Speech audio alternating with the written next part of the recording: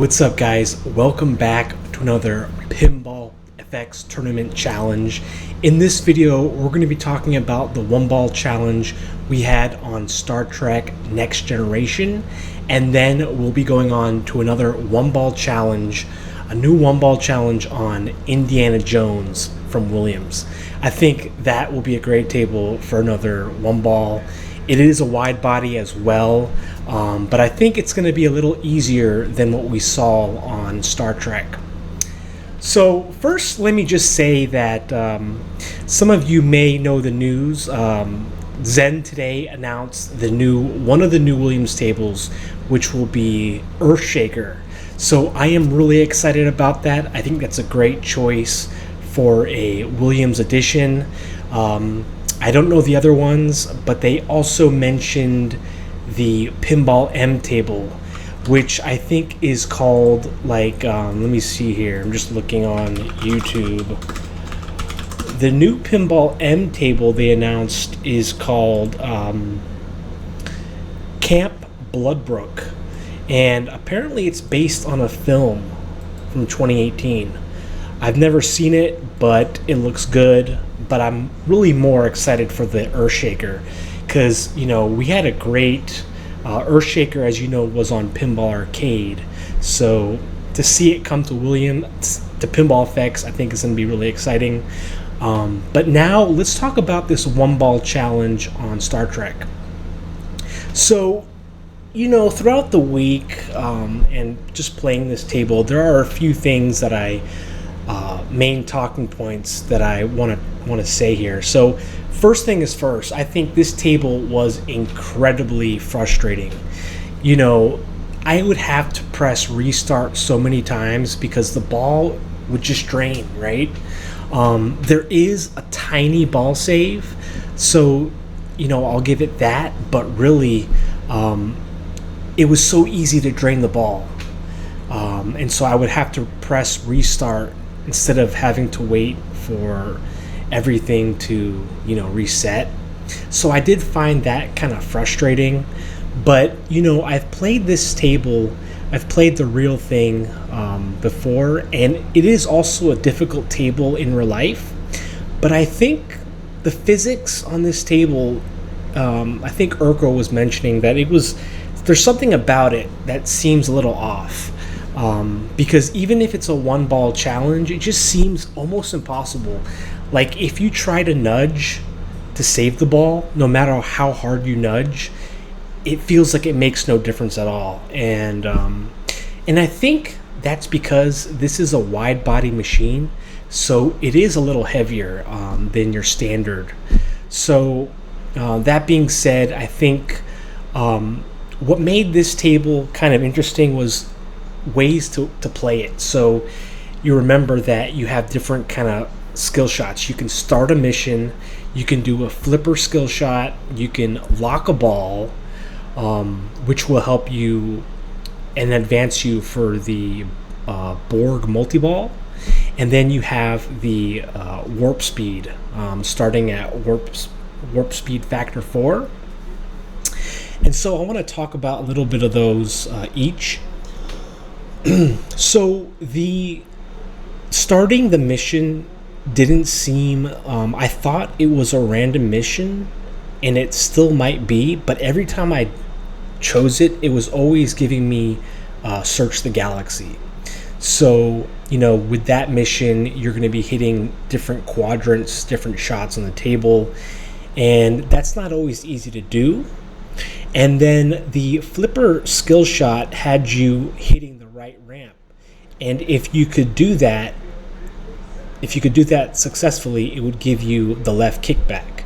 So there is a left kickback on this table, which is like a saving grace, you could say. But really, I don't think it's that effective because the ball will drain down the middle just as easily as it will the right out lane. So having that kickback, that safety net, is really not that, it's good to have it, but you can also get it without choosing that skill shot. So the flipper skill shot didn't really seem that good. And then you have that probe skill shot, which, the ball loads into that probe, and then you have to hit that left ramp. And I think that also gave the kickback, or I might be getting them confused. And then you have the lock the ball for the Borg multi-ball, which is like an easy 10 million. But the hard thing is, it's really hard to lock 3 balls in. But if you can do that, I tried to do it and get the Borg jackpot. I think you're gonna be scoring a lot there, but it's hard to do, so I never got to do it. And then of course the last one is warp speed factor 4, where you have the bumper millions, and that I think is the best way to go, because you start at warp speed factor 4, you're getting the bumpers for millions, and you can also get your bonus multiplier, which I think is huge on this table. End of ball bonus is huge. And so you can kind of get 2 birds with 1 stone in that by doing that. So if you could get your bonus multiplier up to like 4 or 6 times, that's going to be really huge. Something that I also want to mention are the Easter eggs on this table. Urko actually brought it up to me. We were talking about it. And on this table, there are a few like hidden cheats and like secrets that you can activate on the real table. And so a couple Williams tables have very similar things, like there's like a Midnight Madness mode on, I think, Monster Bash. And so this table, Star Trek, has very similar things.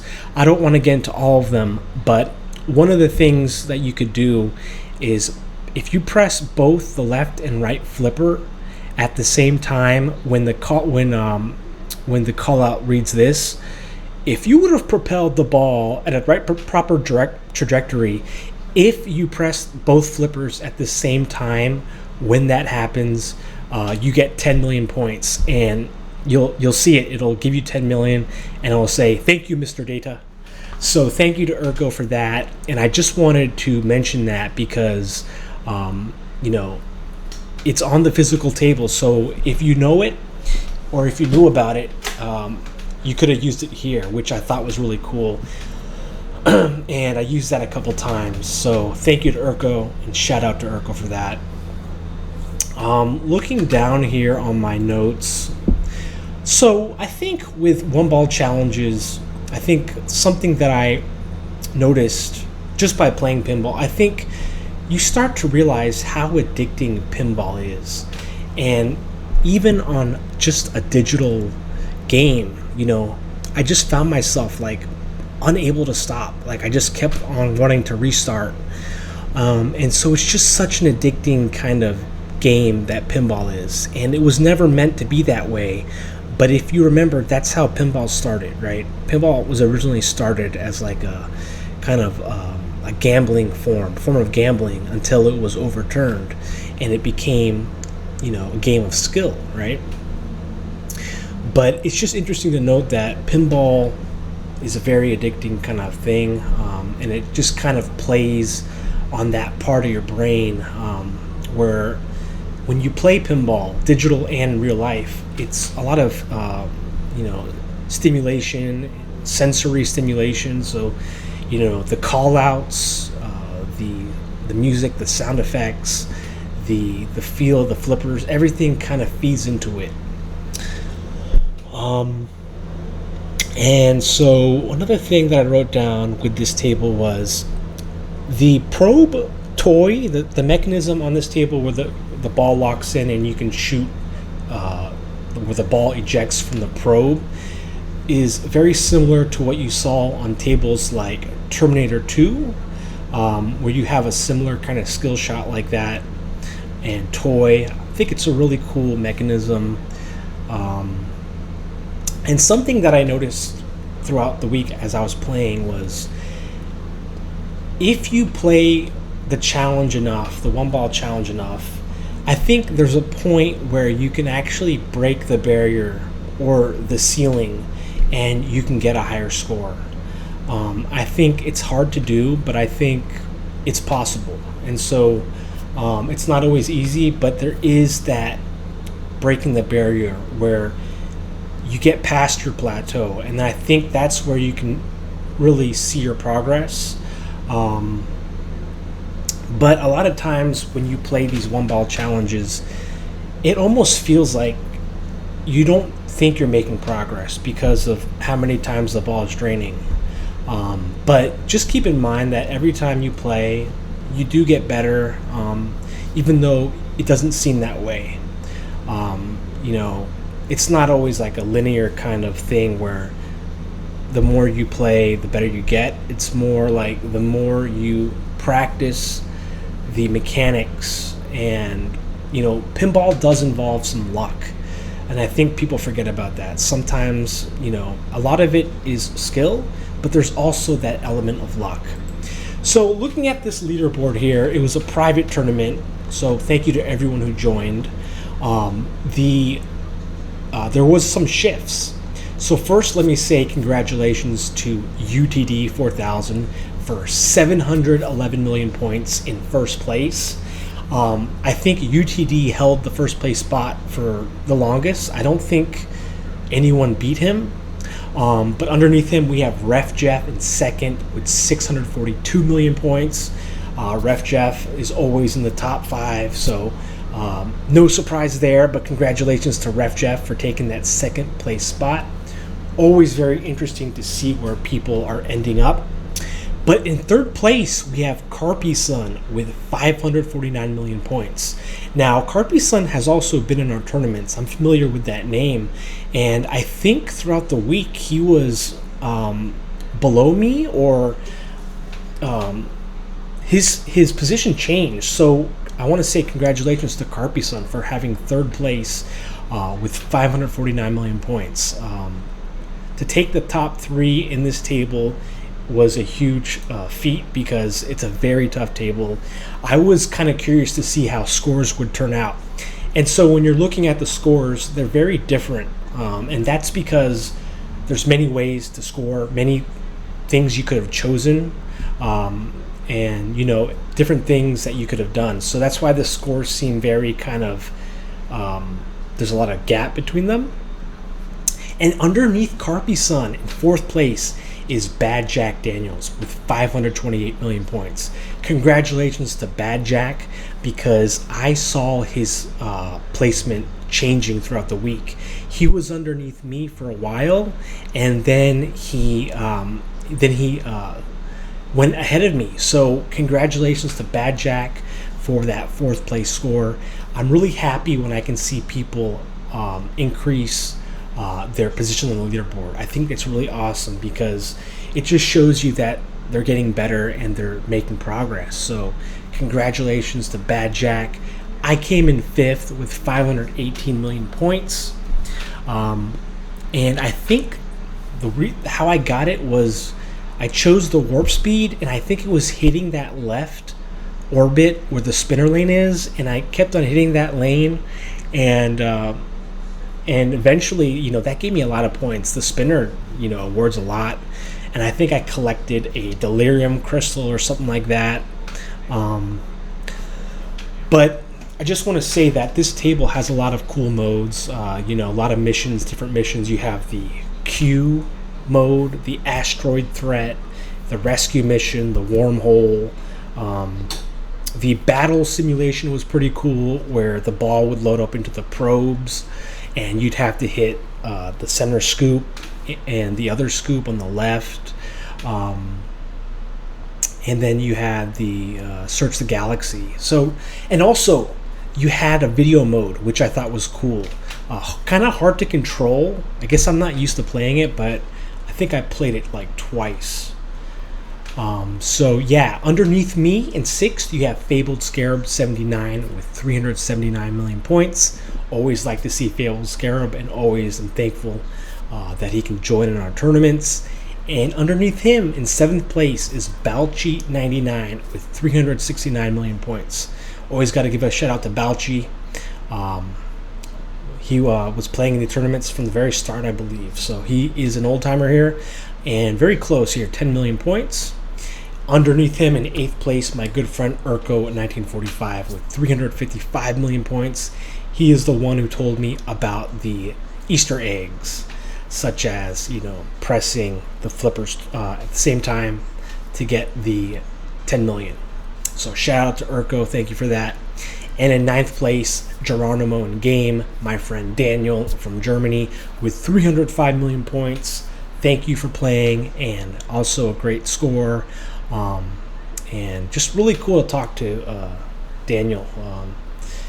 Really cool guy, interesting, knows a lot about technology, as I said before, old hardware. So yeah. And then in 10th place, we have Michael _363, aka Dracky Barks, with 228 million. I think Dracky's in France, so hope he's having fun in France. Or is it tomorrow? I think he's leaving tomorrow. But anyway, have fun in France. And today, we're going to continue and we're going to create a tournament. It's going to be an open tournament on Indiana Jones. So it's going to be a 1-ball challenge. Unlimited attempts, unlimited players, 6 days. Public 1-ball challenge, unlimited. And let's go here. Right now, I'm at a hotel, so if it sounds different, I apologize. But here it is. Here is the ID 45FB, and let's go. Good luck, everyone. So I saw the first 3 Indiana Jones. I still have to see the Crystal Skull and the 5th one. Let's see, okay. There is no skill shot on Indiana Jones. So keep that in mind. It's something that I always remember. But I think it'll be a good one because it has like different modes, different ways to score.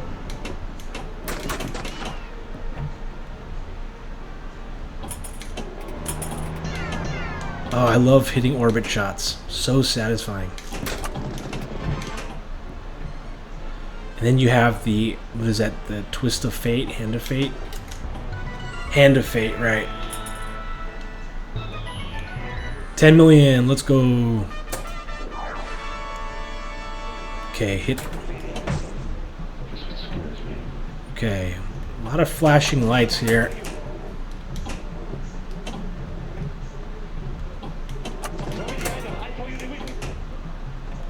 So you're hitting the flashing the drop targets, and they're resetting pretty fast. See that? That's pretty cool. Because usually they just drop, right? Hence their name.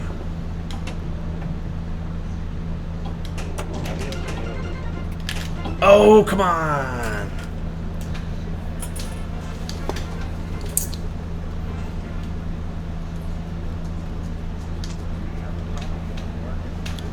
Let's go one more time here, and then I'll get this video out so you guys can participate. Also, I just want to say that I think it's been really cool spotlighting other tournaments and just playing in other people's tournaments. Like, I'll scroll down the tournament list and just join, you know, and populate the tournament. It's really been fun.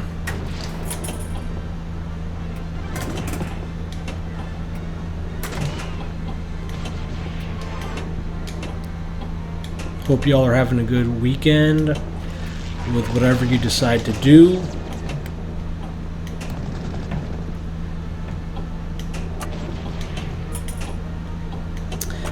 I guess I'll just talk about it now. So a lot of you guys know that I am into movies, watching movies. So I saw yesterday, Oh Brother, Where Art Thou, from 2001. And it was directed by the Coen brothers. And I heard, you know, a lot of people were saying, you know, it was this amazing movie. And, you know, I kind of put it off until yesterday. And I didn't really think it was, you know, that great. I thought it was decent. You know, like the setting, I think they did a good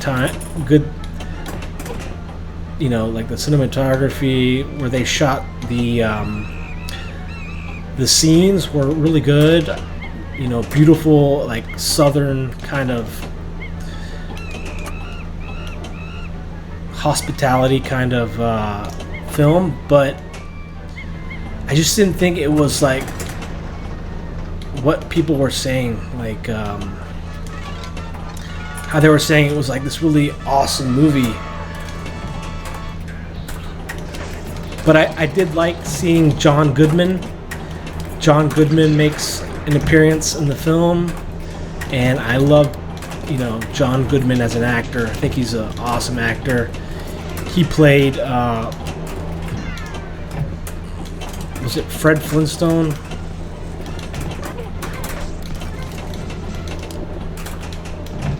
Of course, you had George Clooney. But yeah, I'm curious if you guys, what your thoughts on that movie is. I know it's based on the Odyssey, Homer's Odyssey. Okay, I'll take that score. Well, guys, I'll keep it there.